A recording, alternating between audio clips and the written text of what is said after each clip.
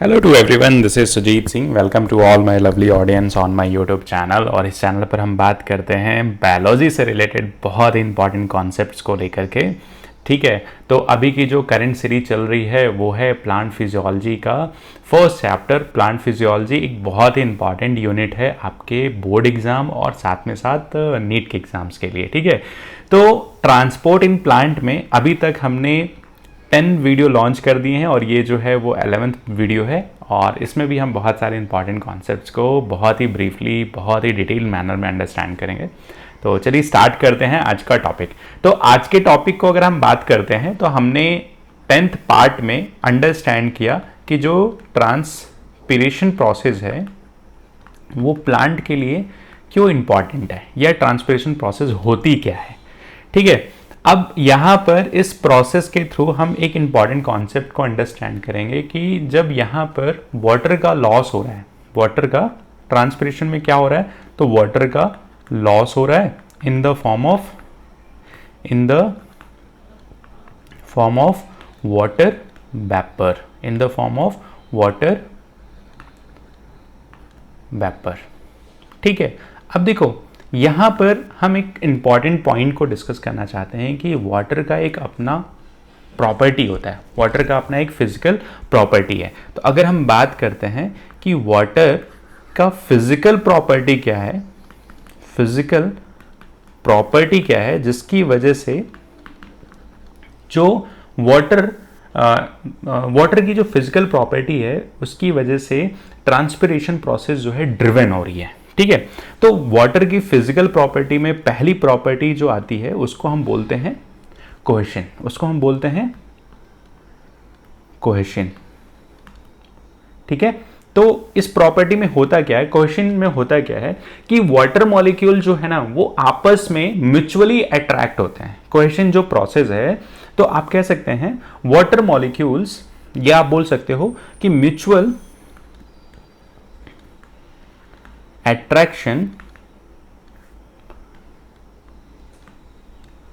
between the water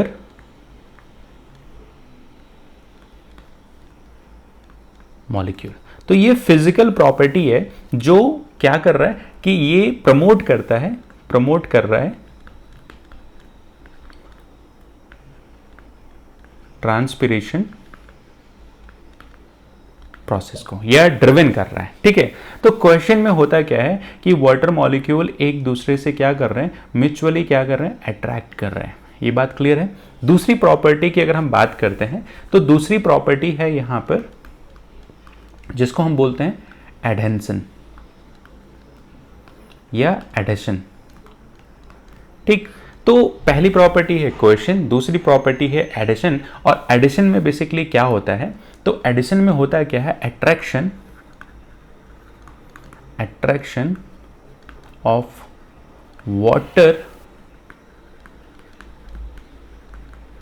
water molecule to the polar surface. तो addition जो है एक तरह की वाटर की फिजिकल प्रॉपर्टी है, और इस फिजिकल प्रॉपर्टी में होता है क्या है कि जो वाटर मॉलिक्यूल है ना वो किसी पोलर सरफेस से बहुत ही ज़्यादा क्या होता है, अट्रैक्ट होता है। जैसे एग्जाम्पल की अगर हम बात कर रहे हैं, जैसे हम एग्जाम्पल की बात करें तो एग्जाम्पल में हम अंडरस्टैंड करेंगे कि surface of the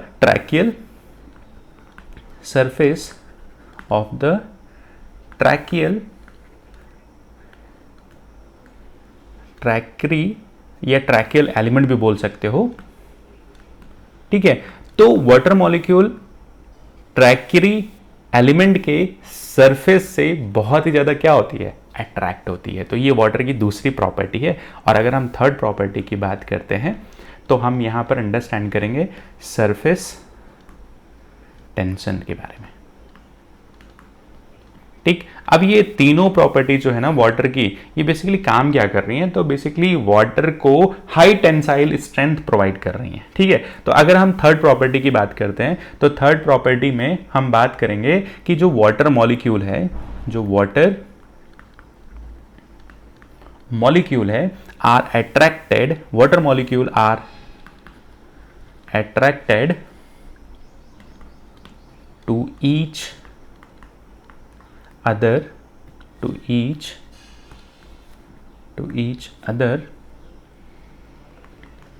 in the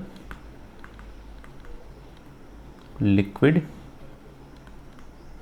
phase, ठीक है, more than to water in the gas phase। तो सरफेस टेंशन में आपको ये प्रॉपर्टी ध्यान रखना कि वाटर मॉलिक्यूल जब लिक्विड फेज में होते हैं तो वो ज़्यादा अट्रैक्ट होते हैं as compare to gas phase में, ठीक है। तो अगर गैस फेज में अगर वाटर मॉलिक्यूल है तो वो आपस में बहुत ज़्यादा अट्रैक्ट नहीं करेंगे, लेकिन अगर लिक्विड फेज स्टेज में है तो वहाँ पर वाटर जो है वो बहुत तेज़ी से क्या करेंगे, एक दूसरे से अट्रैक्ट करेंगे। तो अब हमने यहाँ पर अंडरस्टैंड किया कि जो फिजिकल प्रॉपर्टी है वाटर की, फिजिकल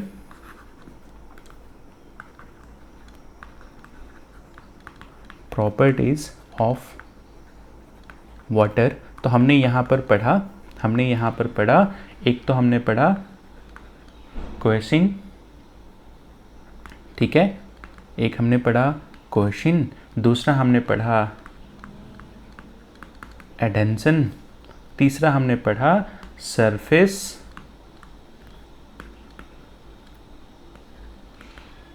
टेंशन, ठीक।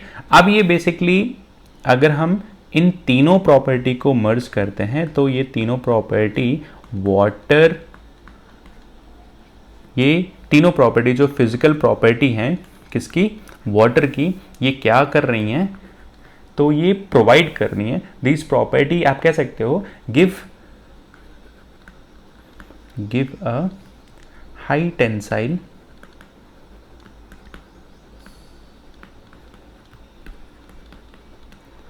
strength to water। और जब ये हाई टेंसाइल स्ट्रेंथ प्रोवाइड करेंगी तो इसको कैपिलरी के थ्रू क्या होगा, बेसिकली ये ट्रैकियोइड्स और आपके कहाँ पहुँचेंगे, वेसल एलिमेंट्स में। ये कहाँ मूव करेंगे, movement into tracheids and vessel element, ठीक। अब देखो हमने ये सारी इंफॉर्मेशन को अंडरस्टैंड किया और यहीं पर हम बात कर रहे थे किसकी, ट्रांसपिरेशन की। तो बेसिकली वाटर जो एब्जॉर्ब हो रहा है, ट्रांसपिरेशन, यहाँ पर जो पुल मैकेनिज्म के थ्रू वाटर क्या हो रहा है, ये प्लांट के सूट पार्ट में जा रहा है। इस वाटर की इंपॉर्टेंस क्या है, ठीक है। तो अगर हम बात करते हैं कि बेसिकली जो वाटर है इसे क्या किया जा रहा है, पुल मैकेनिज्म के थ्रू वाटर कहाँ पहुंचा, प्लांट के सूट पार्ट में पहुंचा, और ये सूट पार्ट में ही क्या प्रेजेंट है, यहाँ पर लीफ है। इस लीफ में बेसिकली क्या चल रहा है, तो क्या चल रहा है, फोटोसिंथेसिस प्रोसेस चल रही है। बात क्लियर है, फोटोसिंथेसिस प्रोसेस चल रही है। अब होता क्या है कि जो प्लांट लीफ है, इस प्लांट लीफ में बेसिकली क्लोरोफिल पिगमेंट्स प्रेजेंट हैं, ठीक है। अब ये क्लोरोफिल पिगमेंट्स क्या करेंगे कि ये जो सन है, सन से जो लाइट आ रही है, इस लाइट को यूज करेंगे as a source of energy जो फोटोन के फॉर्म में मिलेगी, और साथ में यहाँ पर क्या प्रेजेंट है, तो chlorophyll pigment,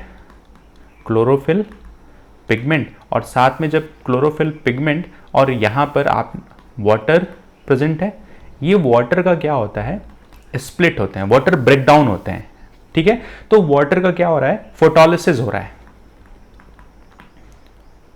photolysis of water, या बोल सकते हो स्प्लिटिंग ऑफ वाटर मॉलिक्यूल। तो जब वाटर मॉलिक्यूल का ब्रेकडाउन हो रहा है किसकी प्रेजेंस में, सनलाइट की प्रेजेंस में, तो वाटर जो है वो ब्रेक हो जा रहा है 2 electron plus 2 proton plus half oxygen के फॉर्म में, और यही इलेक्ट्रॉन फर्दर कहाँ मूव कर रहा है, आपके फोटोसिंथेसिस प्रोसेस में जो इलेक्ट्रॉन का ट्रांसपोर्ट होता है। बात समझ में आ रही है कि इस वाटर की इंपॉर्टेंस क्या है? इस वाटर की इंपॉर्टेंस यही है कि यहाँ पर फोटोलिसिस ऑफ वाटर मॉलिक्यूल हो रहा है, ठीक है। और फिर जब फोटोसिंथेसिस प्रोसेस होगा तो फाइनली प्लांट क्या बनाएगा, फूड बनाएगा। किस फॉर्म में, शुगर के फॉर्म में। ये बात समझ में आ रही है, ये बात सभी को समझ में आ रही है। तो इस तरीके से वाटर की इंपॉर्टेंस है। तो अगर हम बात करते हैं कि ये मैकेनिज्म पूरी किस तरीके से चल रही है, तो यहाँ पर सॉइल है, ठीक। इस सॉइल से सिम्प्लास्टिक मूवमेंट, एपोप्लास्टिक मूवमेंट की हेल्प से वाटर कहाँ पहुँचा, वेस्कुलर टिश्यू में वाटर और साथ में मिनरल, ठीक। अब जाइलम के थ्रू ये वाटर मॉलिक्यूल फाइनली कहाँ पहुँचेंगे, तो आपके ट्रैक्टरी एलिमेंट्स में पहुँचेंगे। और यहाँ पर आप देखोगे कि यहाँ पर क्या है, गार्ड सेल्स हैं और इन्हीं में स्टोमेटल पोर हैं जो ओपनिंग है। तो ये डे टाइम में ये स्टोमेटल सेल्स क्या हैं, क्लोज हैं। तो क्लोज किस स्टेट में होंगे, नाइट टाइम में होंगे। जैसे ही दिन आएगा स्टोमेटल क्या हो जाएंगे, ओपन होंगे। और जब ये स्टोमेटल ओपन होंगे तो आप देखोगे कि यहाँ पर एक्सचेंज ऑफ गैसेस भी हो रहा है, साथ में वाटर मॉलिक्यूल का लॉस भी हो रहा है, ठीक। तो एक्सचेंज ऑफ गैसेस में कार्बन, ऑक्सीजन निकला, कार्बन डाइऑक्साइड अंदर गया, फोटोसिंथेसिस हुई और यहाँ पर फूड मटेरियल फॉर्म हुआ। तो यहाँ पर आप देखोगे कि पूरा जो वाटर का सॉइल से आपके प्लांट लीफ तक जो पहुँच रहा है, ये पुल मैकेनिज्म के थ्रू हो रहा है, पुल मैकेनिज्म फॉर वाटर। ये बात सभी को क्लियर है। तो अगर हम यहाँ पर एक इसके बाद की चीज़ों को अगर हम कंपेयर करते हैं, फॉर एग्जांपल अगर हम कंपेयर करते हैं कि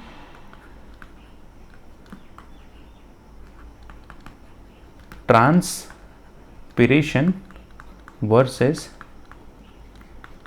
फोटोसिंथेसिस में डिफरेंस क्या है, ठीक है।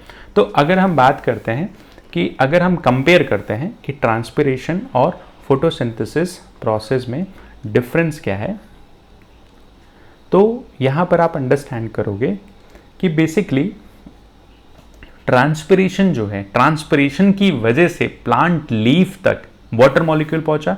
और आपने अभी यहाँ अंडरस्टैंड किया कि वाटर का कितना इंपॉर्टेंट वर्क है ड्यूरिंग फोटोसिंथेसिस। तो बेसिकली अगर हम बात करते हैं कि ट्रांसपिरेशन की वजह से ही क्या यहाँ पर क्रिएट हो रहा है, तो क्रिएट हो रहा है ट्रांसपिरेशन पुल, ठीक है, वाटर के ट्रांसपोर्ट के लिए। तो इट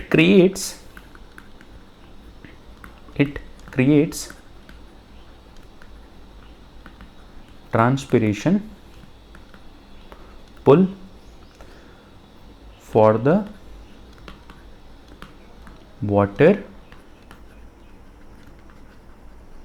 ट्रांसपोर्ट। अब जब ये वाटर ट्रांसपोर्ट होकर के प्लांट लीफ तक पहुंचा तो इसी वाटर मॉलिक्यूल का क्या हो रहा है, फोटोलिसिस होगा, फोटोलिसिस ऑफ वाटर होगा। और जब फोटोलिसिस होगा तो यहां से क्या निकलेगा, इलेक्ट्रॉन निकलेंगे और ये इलेक्ट्रॉन कहाँ जाएंगे, जेड स्कीम में जाएंगे, ठीक है। तो जब जेड स्कीम कंप्लीट होगी तो फाइनली यहाँ पर क्या होगा, फूड मटेरियल क्या होगा, फॉर्म होगा। ये बात सभी को समझ में आ रही है, ये बात सभी को समझ आ रही है। तो पहली इंपॉर्टेंस समझ में आया कि एक तो है कि ट्रांसपिरेशन पुल मैकेनिज्म के थ्रू वाटर को प्लांट लीफ तक पहुंचा रहा है। अगर दूसरे पॉइंट की अगर हम बात करें तो दूसरा पॉइंट ये है, दूसरा पॉइंट के बारे में हमने बात किया कि पहला पॉइंट तो ये है कि ट्रांसपिरेशनल पुल मैकेनिज्म हुआ और साथ में जब इस ट्रांसपिरेशनल पुल मैकेनिज्म के थ्रू प्लांट लीफ तक वाटर मॉलिक्यूल पहुंचा तो प्लांट लीफ में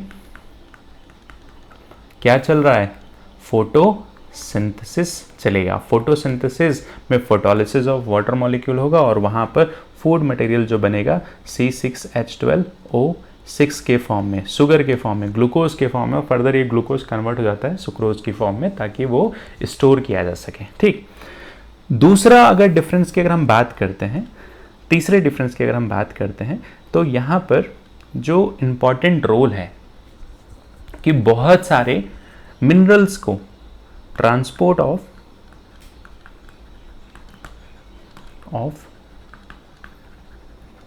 मिनरल्स फ्रॉम द सॉइल, बहुत सारे मिनरल्स को भी ट्रांसपोर्ट करते हैं टू ऑल पार्ट ऑफ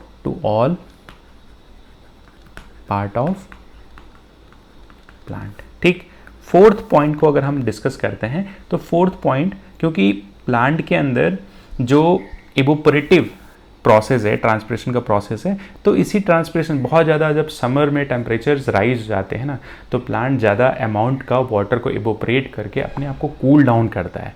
तो कूलिंग सिस्टम की तरह भी ये काम करेगा, और समर्स के टाइम में जब टेम्परेचर बहुत ज़्यादा इंक्रीज हो जाता है तो वाटर को क्या किया जाता है, इवोपोरेट किया जाता है, पोरेट करके 10 to 15 डिग्री सेल्सियस क्या कर देते हैं, प्लांट्स रिड्यूस करते हैं। ठीक, तो ये एक तरह का कूलिंग सिस्टम की तरह भी काम करता है ताकि प्लांट में का टेम्परेचर, जो इंटरनल टेम्परेचर है, वो स्टेबल रहे। ठीक, तीसरा पांचवा पॉइंट ये है बच्चे कि बेसिकली ट्रांसपिरेशन प्रोसेस से जो सेल्स के अंदर चेंजेस होते हैं, जैसे हमने बात किया था कि जब वाटर का कॉन्सेंट्रेशन प्लांट सेल्स में कम होगा, ज़्यादा होगा, तो फाइनली सेल्स क्या होंगी, टर्जिड स्टेट में आएंगी। ठीक है, या सेल स्वेल हो जाएंगी। तो आप कह सकते हो मेंटेन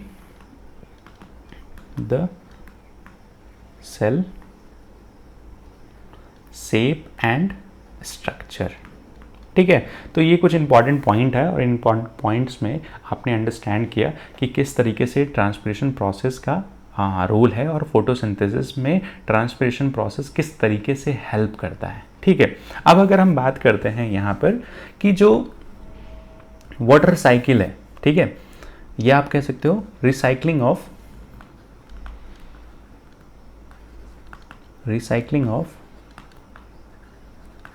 वाटर। ठीक, तो ये एक छोटा सा इंपॉर्टेंट पॉइंट है, इसको भी हम डिस्कस कर देते हैं। ठीक है, तो अगर हम बात करते हैं, सपोज ये हमारा अर्थ सरफेस है, सपोज ये हमारा क्या है, अर्थ सरफेस है, और इसके नीचे आपका क्या है, सॉइल, और यहीं पर क्या प्रेजेंट है, आपकी रूट प्रेजेंट है। यहीं पर क्या प्रेजेंट है, रूट प्रेजेंट है किसी भी प्लांट्स की। ठीक है, तो अगर हम बात करते हैं कि ये प्लांट है, और ये क्या है, सूट पार्ट है, तो आप देखोगे कि रूट के थ्रू क्या हो रहा है, वाटर कहाँ पहुँच रहा है, तो प्लांट्स में पहुँच रहा है। यहाँ से क्या हो रहा है कि बेसिकली वाटर मॉलिक्यूल का लॉस हो रहा है, loss of water in the form of water vapour. ठीक है, जब वाटर वेपर का लॉस होकर कहाँ जाएगा, ये एटमॉस्फेयर में ही जाएगा।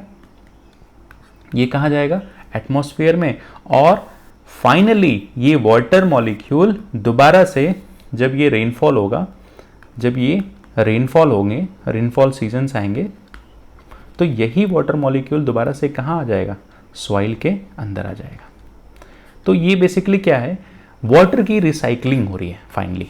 ठीक है, तो वाटर का रिसाइकलिंग जो प्रोसेस है उसमें भी बहुत इंपॉर्टेंट है कि जब प्लांट्स रहेंगे तभी तो ट्रांसपिरेशन का प्रोसेस होगा, जब ट्रांसपिरेशन का प्रोसेस होगा तभी तो वहाँ पर वाटर का लॉस होगा in the form of water vapour.